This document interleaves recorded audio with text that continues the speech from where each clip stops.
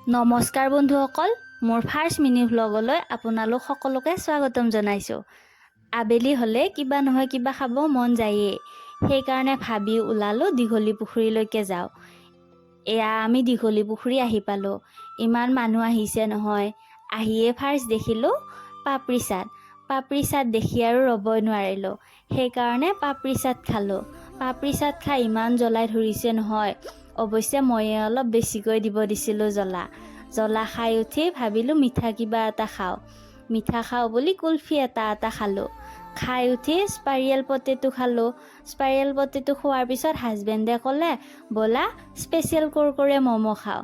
অৱশ্যে মই স্পেচিয়েল কুৰকুৰে ম'ম' আজি ফাৰ্ষ্ট খাইছোঁ। এনেইতো নৰ্মেল ম'ম'টো খাই থাকোঁ বা বেলেগ বেলেগ ম'ম' খাই থাকোঁ, কিন্তু আজি স্পেচিয়েল কুৰকুৰে ম'ম' ফাৰ্ষ্ট খালোঁ।